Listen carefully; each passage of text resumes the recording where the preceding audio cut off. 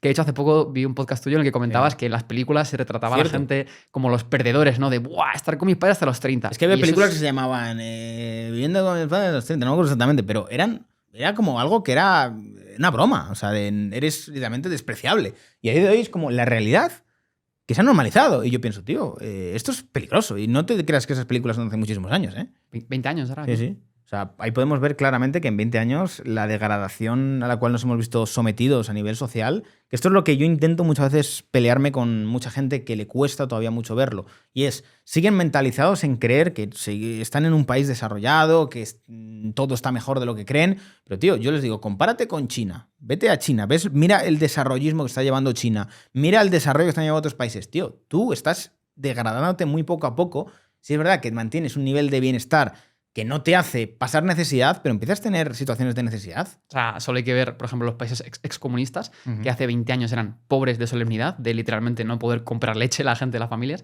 y ves países como Eslovaquia, República Checa, que incluso han superado a España en cuanto a renta per cápita. Entonces, es lo que dices tú, que cuando la gente tiene hambre, pues aplica políticas que funcionen, y en España, como no tenemos esa hambre, pues está... Yo desde aquí quiero también mandar un mensaje a mi buen amigo Broncano. Hay un clip tuyo que va a pasarte factura en el largo plazo, no sabes cuánto. El reírte de Estonia. ¡Ah, Estonia! Ríete de Estonia. Deja que los años pasen. Tú deja que los años pasen, que vas a quedar como el cuñado que eres. De hecho, Estonia, ahora que lo sacas, es un buen tema, Estonia tiene uno de los mejores sistemas educativos del mundo. En Estonia, los centros públicos tienen un esquema de financiación pública que es poco parecida al sistema privado. Cuantos más alumnos atraen esos centros, más pasta tienen. Sí. Pueden elegir a qué profesores contratar. Los planes de estudios, digamos que el Ministerio de Estonia fija unos mínimos, pero dentro de esos mínimos tú tienes muchísima libertad como docente. Son cosas que en España las cuentas y dicen fascista, ultra turbo neoliberal.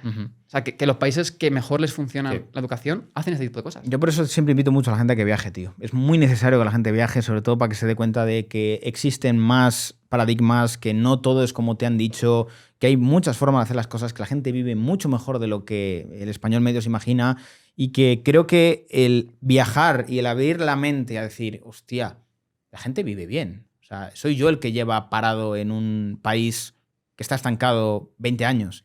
O sea, el salir ahí fuera y darte cuenta de decir, coño, hay más mundo, ayuda mucho a la gente. De hecho, es que no tienes ni que viajar. Por ejemplo, no sé si sigues a Josiplex con la Vuelta al Mundo, y hace poco estuvo en Argentina y en Chile. Y yo veía las calles de Argentina y pensaba, pero si está en Madrid. Y en plan, Argentina, país pauperizado por los peronistas, una hiperinflación de la hostia, pobreza en niveles súper altos. Y parece Madrid. Digo, joder, macho, ¿en qué momento nos hemos normalizado, no? O hemos normalizado en España que parezca lo mismo Argentina que España, cuando España en teoría es un país mucho más rico, que si está en Europa. Es que Argentina, tío, como tome una buena senda en un largo plazo, hablo de un largo plazo que se mantenga lo que está haciendo Milei en largo plazo, tiene un potencial enorme. O sea, Argentina llegó a ser una potencia mundial en el siglo XX. O sea, las cosas como son. Creo que en renta per cápita estaba al nivel de Estados Unidos, incluso sí, era una según la fuente, incluso por encima de Estados Unidos de renta per cápita. O sea, hay muchos países, sobre todo en Hispanoamérica, que si el potencial que tienen se explotara, Venezuela también. O sea, Venezuela no somos conscientes de lo que se puede hacer con Venezuela si estuviera bien administrada.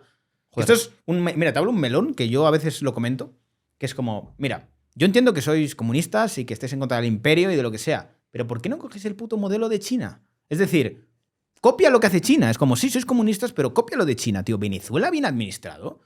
O sea, el potencial de Venezuela es una barbaridad. O sea, es increíble. Y además, solo con el tema del petróleo, tío, o sea, eres muy independiente en muchas cosas, y si empieza a funcionar la economía interna, el potencial es enorme. Entonces yo me pregunto si es que, no sé, si esto está financiado desde el propio capitalismo para evitar ese desarrollo, o tío, no sé, Colombia también, no sé. Son países que si de verdad se aplicara una buena política, no sé, no, a lo mejor es por mantenerles en esa dependencia, y por eso también los chinos dicen, no vamos a decirles que cambien porque así les tenemos controlados, no sé. Claro, pero lo curioso es que esto es una hipótesis ya contrastada, esto ya ha ocurrido. Por ejemplo, Cuba, antes del golpe de Estado hacia el Castro en el 59, ya era un país mucho más rico que otros países de Latinoamérica. De hecho, era el país más rico de América Latina. O, por ejemplo, Venezuela, hace 50 años, era un país rico. Sí, o sea, sí, la gente migraba a Venezuela, no de Venezuela se iba a otros países. Sí, que además en Argentina pasaba algo parecido. Y me da la sensación de que esto puede volver a pasar, ¿eh? O sea, que volvamos a hacer el swap, no en Venezuela, pero en Argentina probablemente empiecen a ir muy bien las cosas. O sea, yo he hablado recientemente con amigos argentinos y me dicen, a ver, Evidentemente la cosa no está fácil porque ha habido que hacer un shock y ha habido cosas que son difíciles, pero la cosa está mucho mejor de lo que veníamos. O sea, los precios no suben tanto, empieza a haber un nivel de inversiones que van entrando en el país y evidentemente esto va a costar, pero joder, tú ves la perspectiva de vienes de aquí abajo y de repente empiezas a ver algo de luz. Joder, hay que ser muy valiente para hacer eso. Sí, y creo que Milei además es la persona perfecta para hacerlo porque es un tío súper valiente, que de verdad cree en lo que hace. Sí. Y eso en la política nunca lo había visto en alguien. Y a mí eso por eso me da miedo, tío, que pienso, joder, vale, ahora está Milei, pero ¿y cuando no esté Milei? ¿Y cuando venga alguien que ya sea un político más profesional, que no sea ese idealista, que no sea ese loco que quiere y que cree realmente en todo esto? ¿Qué va a pasar? Es como, me da pena porque digo, joder, no vas a poder mantenerle 12 años. Le puedes mantener como mucho 8. No sé si en Argentina también tienen eso de cambio de...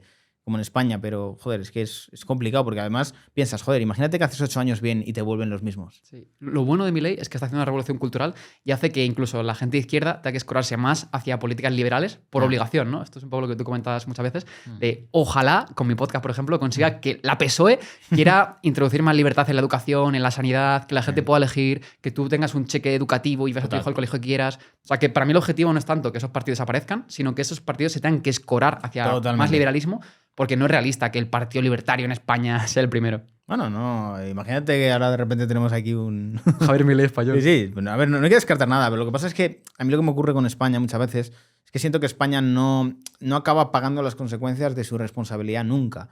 En el sentido de que siempre te viene papá a Europa y te dice, oye, yo te rescato y te doy dinero. Y además eso te mantiene dependiente y no te hace soberano. Entonces, como que no te dejan caer lo suficientemente bajo.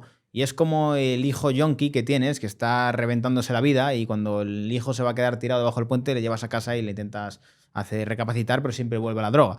Entonces, es como que nunca le dejas sufrir en sus verdaderas carnes todas las consecuencias de sus malas decisiones y eso hace que no cambie. Total, por ejemplo, países como Portugal, Grecia, como son países mucho más pequeñitos, la Unión Europea es menos permisiva y le dice, mira, o haces recortes o te echo de la Unión Europea o te vas.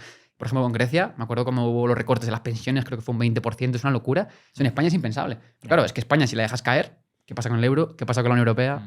Yo creo que el horizonte de la Unión Europea es bastante complicado, te lo digo. O sea, yo estoy viendo mucha tendencia a gente que le ha perdido mucho la esperanza, le ha perdido mucha...